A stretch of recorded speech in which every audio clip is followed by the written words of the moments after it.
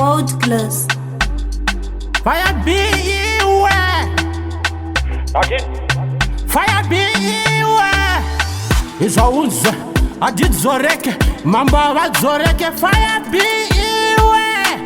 Ade ujanduona ndichibudikira ndiri mamba. Saka wanduona ndasvika kuna Kento. Vaudze kuti nanga ndichinzwa kudaini. Ndati nanga ndichidaini. Kupaita nanga ndiri pa home ground pa Fire B. Nanga ndichida kubatidza ngoma ndichiti pamwe tingayende. Ndakati ndikabatidza ngoma tingayende. Ndati nanga panga pane mfana wangu chachacha. Achitaura kuti mukoma nchakugadzira isaizi yenyu yekolab. Ndati ndichabva ndabvuma.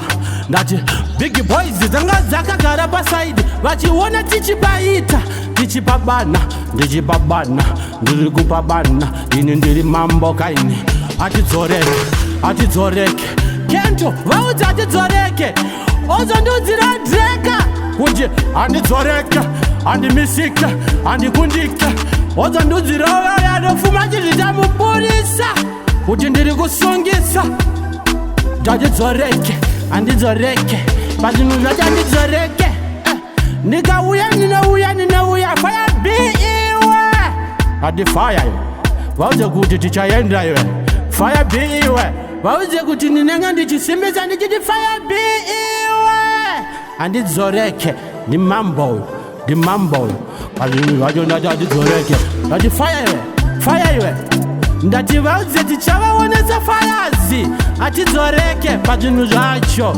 andidzoreke ndiri mukomani sekuru vachafadzwa vange vari muchiki vaudze andidzoreke pazvinhu zvacho iwe faya iwo vaudze ndinenge ndichipisa mandodo vaudze kuti ndinenge ndichiita zvandodaini vaudze kuti mapamu ndinenge ndichipaita ndati faya iwe andidzoreke